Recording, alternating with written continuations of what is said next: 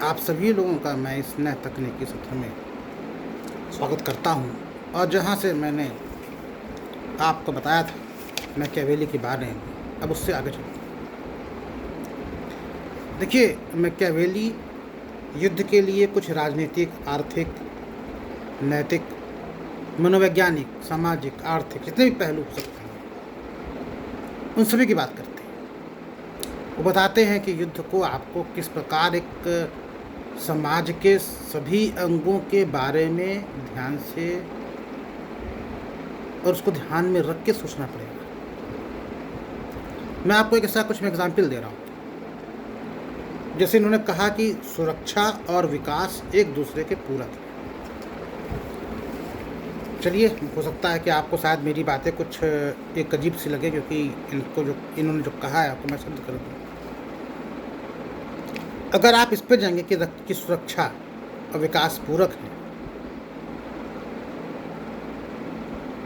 तो आपको ये चीज़ समझनी पड़ेगी कि देखिए, जहाँ कोई भी इंडस्ट्री लगाता है या कोई भी विकास होता है, तो हर आदमी सोचता है ना कि उसके जो चीज़ लगाई जा रही है, कोई उद्योग धंधे लगाए जा रहे हैं, उसको सुरक्षा मिले, या किसी भी तरह का जो विकास हो रहा है उसको सुरक्षा मिलनी चाहिए। तो जब तक उसकी गारंटी नहीं होगी कि कोई इन्वेस्टमेंट करने वाला आदमी या कोई इन्वेस्टर्स अपना पैसा जहाँ पे डंप कर रहा है या अपना पैसा जिस चीज़ के लिए लगा रहा है, उसको बाकी लोगों से सुरक्षा मिले, उसको रिटर्न मिलने की गारंटी मिले, जब तक ये सब चीज़ें नहीं होंगी तो आखिर विकास कैसे होगा। चलिए, आपको मैं एक और एग्जाम्पल देता हूँ सुरक्षा को विकास से जोड़ने का। आप देखिए, मैं आपको एग्जाम्पल देता हूँ। मान लीजिए आपके गांव में या आपके मोहल्ले में या शहर में कहीं पर, एक एग्जाम्पल दे रहा हूँ, किसी ने एक शोरूम खोला किसी कंपनी का, और आपको लगा कि बहुत अच्छा शोरूम है, यहाँ जाना चाहिए, कपड़े लेने चाहिए। लेकिन मालूम चला कि कुछ दिन के बाद कुछ लोग उसके पास आए और उन्होंने उससे कुछ चंदे की बात करी। यही कहा कि भाई तुम्हारा सामान महंगा है। कुछ झड़प हुई और उसके यहाँ उसने तोड़फोड़ कर दिया। उसने सहायता मांगने के लिए जो कानूनी एजेंसियां उनके पास गया, उन्होंने उसका सपोर्ट नहीं किया। इन परिस्थितियों में आए दिन उससे दाम कम करने की और वसूली की बातें होने लगी। तो आपका क्षेत्र, ये शहर, ये गांव जो एक अच्छे से शोरूम के लिए तैयार था, काफ़ी लोग पैसा दे रहे थे, लेकिन वो 1-2% के कारण क्या हुआ, शोरूम बंद हो गया। क्यों? क्योंकि उसको सुरक्षा नहीं मिली। विकास तो आपके यहाँ ही हो रहा था। हो सकता कि उस शोरूम के लिए वो जो फैक्ट्री से सामान लाता आपके आसपास की होती, उस शोरूम में काम करने वालों के लिए जो भर्ती आती वो उससे आपके लोकल लोगों की भर्ती होती, बाहर के लोग ना होते। तो जो कुछ थोड़े बहुत पैसे का इन्वेस्टमेंट वो आपके एरिया में कर रहा था, वो आपके लोगों को नौकरी दे रहा था, वो तो अब आपके हाथ से चला गया। अब बात आती है सुरक्षा की। तो जो पैसा आएगा, उस पैसे से जाहिर सी बात है कि जो राज्य होगा वो आपकी सुरक्षा के लिए जो भी कार्रवाइयाँ हो सकती होंगी उसको मजबूत करेगा। आप देखिए, आजकल कहीं भी जाकर के हर बड़े शहर में, जैसे हम देखते थे यूरोप के तर्ज पे और अमेरिका के तर्ज पे पुलिस होती थी। पहले वाली जो पुलिस होती थी राज्यों की, मैं भारत की ही बात कर रहा हूँ, वो बुलेट से चलती थी। आज भी चलती, मैं उसकी बात नहीं करता, बुलेट से चलती थी। और पुलिस वालों को अक्सर साइकिलें मिला करती थी। आप पुरानी पिक्चरों में देखिए, एक हाफ पैंट पहन कर कांस्टेबल साइकिल से आते थे, नए टाइप के जमाने वाले। और आज आपको 3-4 लोग इनोवा में, बोलेरो में, जो 108 नंबर, 100 नंबर की, 112 नंबर की जो पुलिस है उसमें बैठे मिलेंगे। आप कॉल करेंगे, सेंट्रलाइज सिस्टम है, जहाँ भी होगा वो पहुँच जाएंगे।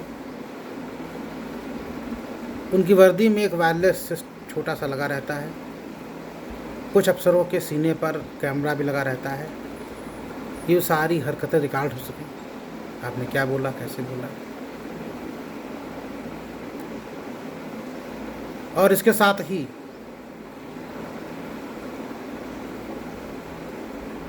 जब भी आप उनको बुलाते हैं वो जल्दी से जल्दी पहुंचने की बात करते हैं। चौराहे चौराहे पे आप देखिए कि वीडियो कैमरे लगे हुए हैं, आपकी स्पीड कितनी तेज़ी से नोट करते हैं। कोई जो पहले किसी मैं नाम नहीं लूँगा, एक कोर्ट केस के चक्कर में हर पुलिस चौकी और थाने के ऊपर स्पीकर लग गए थे, कई सालों से उनका कोई यूज़ नहीं था। अब उनका यूज़ ये हो रहा है कि अब उससे छोटे छोटे और मंगा करके हर महानगर में उससे कंट्रोल रूम से कोई भी सूचना प्रसारित करनी हो, कोई ट्रैफिक का कोई सिस्टम हो या ट्रैफिक डाइवर्जन हो, उसकी सूचना प्रसारित की जाती है। या पार्किंग मत करिए, ये नो पार्किंग जो है, ये सब बराबर सूचना चलती रहती है। मैंने आपको बताया कि जो पुलिस है या सेना है, या आपकी सुरक्षा से जुड़े हुए लोग हैं, और सुरक्षा के देखिए कई आयाम होते हैं, औद्योगिक हो, कृषि हो, सामाजिक हो, आर्थिक हो। मैंने भी सिर्फ पुलिस और उसका एग्जाम्पल लिया है, क्योंकि मैं ज़्यादा लंबा मैं लूँगा तो क्लास कुछ ज़्यादा ही लंबी हो जाएगी। और ये थॉट का पेपर है, थिंकर से पेपर है, इसमें एग्जाम्पल ज़्यादा देने पड़ते हैं, वरना आपके समझ में नहीं आएगा। तो मैंने भी आपको जो बताया वो सिर्फ एग्जाम्पल था। कहने की बात छोटी सी ये है, एक लाइन में, कि ये सुरक्षा और विकास को एक दूसरे का पूरक मानते हैं। चलिए आगे चलते हैं। इन्होंने कहा कि जहाँ पे अच्छे हथियार होंगे, अच्छे कानून होंगे, वहाँ पर एक अच्छा सैनिक संगठन भी होगा। देखिए, कानून से हमको, सिविल सोसाइटी को हम सुरक्षा प्रदान करते हैं, हथियार होने से हमको सुरक्षा मिलती है दुश्मन देश से।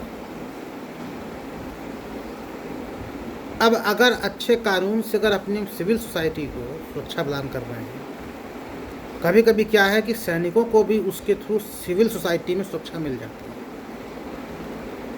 और अच्छे हथियार हैं हमारे पास, किसी भी राज्य के पास, तो जाहिर सी बात है कि जो हमारी जो सेना होगी वो स्ट्रांग होगी। क्यों? आप कानून का पालन करवाइए, अच्छे हथियार रखिए, कहीं से कोई प्रॉब्लम नहीं आएगी, क्योंकि उसके पैरों ने क्या रखा है, क्या कि विकास और सुरक्षा एक दूसरे के पूरक हैं। जहाँ पे अच्छा विकास होगा वहाँ पे, मतलब एक तरीके से उन्होंने एक दूसरे की ज़रूरत को बताया कि अच्छा विकास होगा तो अच्छी सुरक्षा होगी। अब ये क्या कह रहे हैं आगे, अच्छा कानून होगा, अच्छे हथियार होंगे, सैनिक संगठन भी अच्छा होगा। इसमें कोई दो राय नहीं है कि जिस भी देश के कानून अच्छे हैं, जहाँ हथियार अच्छे हैं, वहाँ का सैनिक संगठन भी अच्छा है। चलिए, मैं आपको इसका कानून की तो मैं बात नहीं करूँगा, क्योंकि अक्सर कानून के मुद्दे पर कुछ लोगों से बहस हो सकती है। कोई कह सकता है कि भाई उस देश का कानून अच्छा है, नहीं है। मैं आपको एक बात बताता हूँ, अच्छे हथियार देखिए, आज आप अपने आँख बंद करके निष्पक्ष होकर उन देशों की बात करिए जिनके यहाँ अच्छे हथियार बनते हैं। चलिए हम बात करते हैं कि आप कहाँ से भारत हथियार लेता है। रूस, आप उनके हथियार देखिए, आप उन पे डिपेंडेंट हैं कब से, एक लंबे समय से। इजराइल कब से डिपेंडेंट है, एक लंबे समय से। अब आप दोनों की सेनाओं की तुलना करिए। रूस जो पहले सोवियत संघ था, उसकी सेना, वार्सा पैक्ट, पोलैंड, सोवियत संघ का कितना बड़ा एक हिस्सा था, है ना। युद्ध में हमेशा तैयार, कोल्ड वार लड़ी उनकी सेना, बिल्कुल तैयार होकर। आप इजराइल देखिए, अच्छे हथियार हैं, अभी वो हथियारों का प्रदर्शन करते हैं जब भी फ़िलिस्तीन की तरफ से उनके ऊपर रॉकेट का हमला होता है, और दुनिया भर की वो हथियारों का प्रयोग करते हैं। उनकी आप सेना देखिए, 16 साल के व्यक्ति को होते ही 3 साल के अनिवार्य सेना में ड्यूटी करना जरूरी है। आप अमेरिका देखिए, अच्छे हथियार हैं, नो डाउट, टॉमहॉक मिसाइल हो, F-सीरीज के फाइटर प्लेन हो, ग्लोब मास्टर हो, जितने भी आपको देखेंगे, और पूरे दुनिया में आपको उनका टहलता हुआ जंगी नौसैनिक बेड़ा मिल जाएगा। उनकी आप सेना देखिए, उनकी सेना किसी एक देश में, अमेरिका में नहीं, पूरे दुनिया में छाई।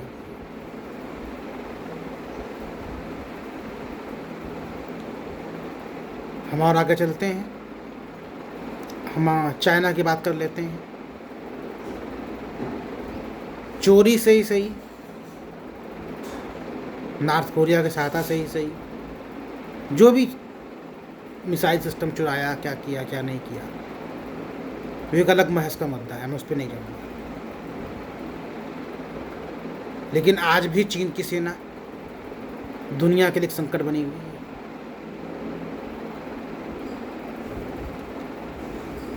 तो अच्छे कानून, देखिए कानून की, देखिए मैंने कुछ देर के लिए मैंने बात अलग कर दी, क्योंकि हो सकता है कि आपको थोड़ा सा अजीब लगे कि नहीं साहब वहाँ का कानून अच्छा है, उस देश का कानून अच्छा है।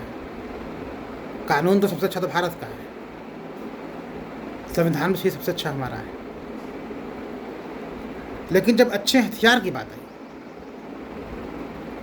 तो हमने अपनी क्षमताओं को उस तरीके से यूज़ नहीं किया जैसे कि दूसरे देशों ने किया। हाँ, हमने अब अपने हथियार मार्केट को बेचना शुरू किया, हथियारों का बेचना शुरू किया।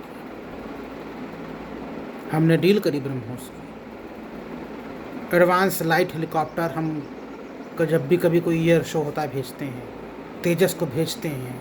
कुछ देश तेजस खरीदने में इंटरेस्टेड हैं। सुनने में आ रहा है कि अमेरिका भी चाहता है कि एक लाइट फाइटर प्लेन जैसा हो, तो उसके लिए वो तेजस की बात कर रहा है। देखिए दुनिया में 3 चीज़ों में सबसे ज़्यादा पैसा है, हथियार की डील में, पेट्रोल में और नार्कोटिज्म में, मतलब नार्कोटिक्स में। उसके बाद जो पैसा आता है आतंकवाद को जाता है, उसमें बात कर रहा हूँ। तो हथियार, तेल और नार्कोटिक्स, इसी में पैसा है। तो जाहिर सी बात है कि जब आप अच्छे हथियार लेंगे तो आप उसका कहीं ना कहीं आप विकास करेंगे। जब विकास करेंगे तो फिर सुरक्षा अच्छी होगी, सुरक्षा अच्छी होगी तो आपकी सेना भी अच्छी होगी। तो ये सब चीज़ों को आपको कोरिलेट करना पड़ेगा। मैंने आपको एग्जाम्पल दिया, एक सीधी सी लाइन ये है कि जहाँ पे अच्छे हथियार होंगे, अच्छा कानून होगा, वहाँ पे एक सेना का संगठन भी आपको अच्छा मिलेगा। ये एक सीधी सी बात है। बाकी जो कुछ दिया वो एग्जाम्पल दिया, एग्जाम्पल नहीं दूंगा तो आप शायद नहीं समझ पाएंगे, इसलिए मैं आपको देता हूँ। प्रिंस के लिए मैंने कहा कि देखिए जो प्रिंस है उसको किन किन चीज़ों पर ध्यान देना पड़ेगा। देखिए एक तो उनको ध्यान देना पड़ेगा सेना के संगठन पर, या फिर सेना का संगठन क्या है, कैसे, उसमें आप क्या और चेंजेस कर सकते हैं। युद्ध, देखिए युद्ध के बारे में कहा जाता है कि आपको हर बार एक नया तरीका अपनाना पड़ेगा। आप ऐसा हर बार नहीं कर सकते कि भाई एक जो रणनीति होती है कि घेरा डाल दो या सीधे हमला कर दो, क्योंकि दुश्मन देश फिर अलर्ट हो जाता है। तो युद्ध में हर तरह की चीज़ें करनी पड़ेगी। आपको समझना पड़ेगा युद्ध में किस तरह लड़ना है, कब लड़ना है, कहाँ लड़ना है। सिद्धांत, देखिए युद्ध के जहाँ तक बात आती है सिद्धांतों की, तो युद्ध के सिद्धांत हो सकता है हर काल में अलग अलग, लेकिन जो बेसिक हैं वो तो यही रहते हैं। आपका लक्ष्य क्या है, लक्ष्य का चुनाव क्या है, आप करना क्या चाहते हैं,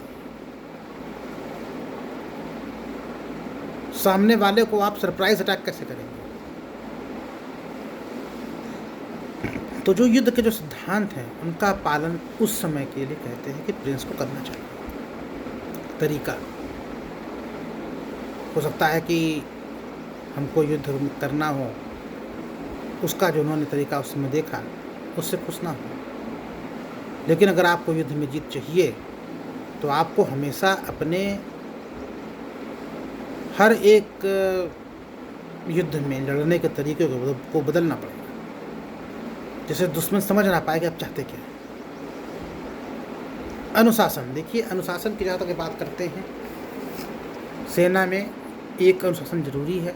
बिना अनुशासन के कोई देखिए अनुशासन तो आपकी ज़िंदगी में भी बहुत ज़रूरी है, किसी की भी ज़िंदगी में, और सेना में तो बहुत ज़रूरी हो जाता है क्योंकि उसमें हर तरह के लोग आते हैं। अगर अनुशासन नहीं होगा तो फिर आपस में कभी कोई भी विचार नहीं मिलेगा। ये अनुशासन ही तो है। अगर एक अफसर कहता है कि आपको यहाँ से वहाँ जाना है, तो सेना का कोई भी अधिकारी या कोई भी कर्मचारी, कोई भी सैनिक उस पर प्रश्न खड़ा नहीं करता, चल देता है। और अभी आप अपने दोस्तों को कहिए कि चलो जरा सा मार्केट चल रहे हैं, देखिए कितनी बातें सुनाई जाती हैं। तो अनुशासन की मैंने आपसे यहाँ पर तुलना बताया, मैंने आपको एक एग्जाम्पल दिया कि देखिए अनुशासन बहुत जरूरी है। सेना के लिए अनुशासन इसलिए ज़रूरी है क्योंकि अगर सेना के लिए अगर अनुशासन नहीं होगा, इतना बड़ा अंग है सेना, उसके आपसी तालमेल पूरे गड़बड़ा जाएंगे। इसलिए इन सब चीज़ों का होना बहुत ज़रूरी है। ये कहते हैं कि युद्ध में आप जब भी जाएं, प्रिंस जब भी युद्ध में जाए तो उसके लिए एक ही लक्ष्य हो, वो है जीत, विजय पाना। उसको जीतना जरूरी है। अब ये इन चीज़ों को भूल जाए कि क्या न्याय है, अन्याय, मानवता, इन सब चीज़ों को भूलना पड़ेगा। शर्म, लज्जा। देखिए प्रश्न क्या है कि अब अगर युद्ध, देखिए शांतिपूर्वक कोई चीज़ निपट जाती तो युद्ध की जरूरत क्यों पड़ती। अब युद्ध में तो देखिए सबसे बड़ी चीज़ होती है राष्ट्रीय हित, है ना, आपकी अपनी जनता वो क्या चाहती है। तो जितने मूल्य हैं ये नैतिक मूल्य हैं। युद्ध कोई नैतिक चीज़ थोड़ी है, वह तो अनैतिक है। तो अनैतिक कार्य नैतिकता से कैसे हो सकता है, बात को समझिए। मान लीजिए एक न्याय अन्याय की बात है, चलिए आपको एग्जाम्पल दे रहे हैं। कहा जाता है पृथ्वीराज चौहान के ऊपर मोहम्मद गोरी का जितनी बार भी हमला हुआ तो उसका पीछा करके उसको छोड़ देते थे। हमारे यहाँ कहा जाता है पुराने ज़माने में, जो आपको धर्म ग्रंथ मिलेंगे, आपने पढ़ा ही होगा फर्स्ट क्लास में, जब भी कोई अगर अपने आप को समर्पित कर दे या कोई भाग रहा हो तो उसका पीछा मत भागने।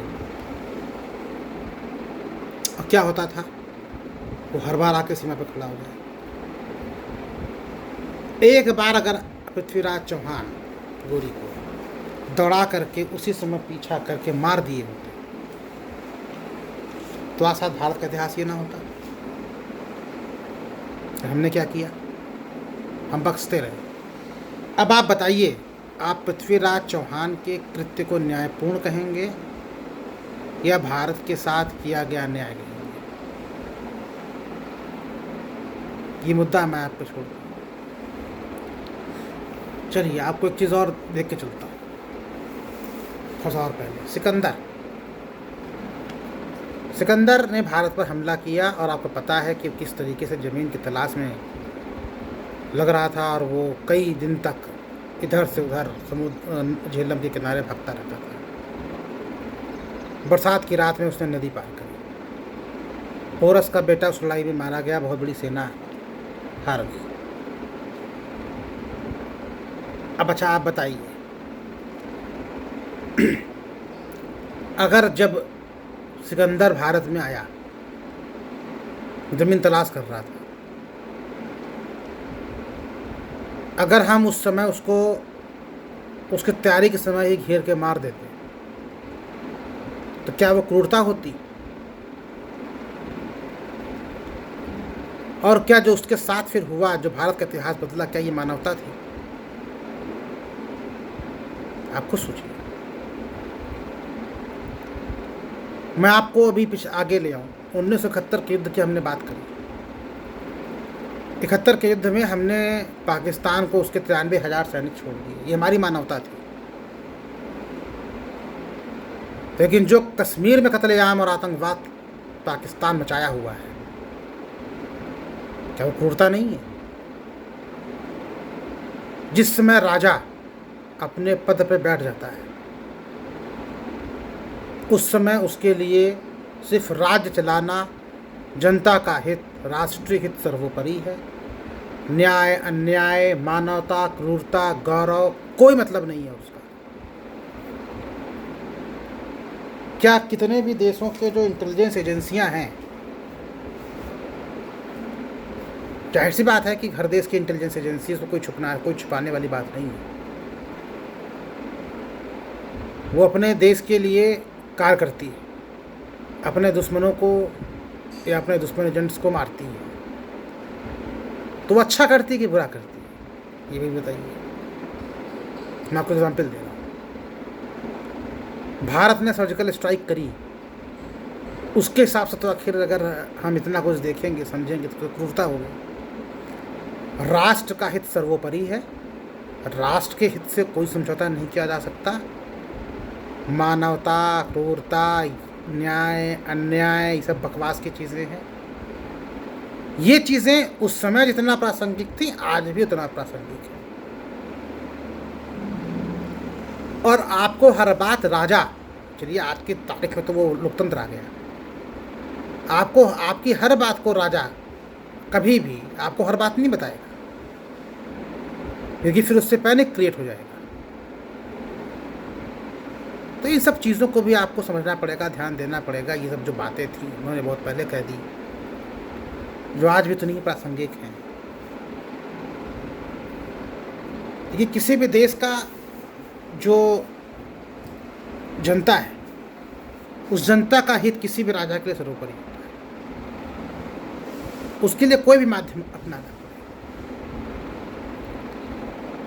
देखिए, महात्मा गांधी ने एक बात कही थी, साधन की पवित्रता, साध्य की पवित्रता, इन दोनों की बात करते थे कि होना चाहिए। लेकिन सवाल ये है कि गांधी जी के आदर्शों पर आज चलने वाले कितने हैं? गांधी जी के हिसाब से अगर चला जाए तो वास्तव में एक आदर्श दुनिया होगी, सेना की भी कोई ज़रूरत नहीं होगी। लेकिन हालात यह हैं कि आज जिन समस्याओं का हम सामना कर रहे हैं उनके लिए तो बहुत अलग से हट के सोचना पड़ेगा, क्योंकि जो दुश्मन होता है वो भी आपका सर काटना चाहता है। तो आपके पास दो ही ऑप्शन होते हैं, या तो आप दुश्मन का सर काट दें या अपना सर कटवा दें। चॉइस क्या है ये देखना पड़ेगा। इसीलिए मैकियावेली ने अपनी किताब में जो प्रिंस की बात करी उसकी क्वालिटी दी। अब आपको मैं नए सत्र में इसके आगे की बात करूँगा। धन्यवाद।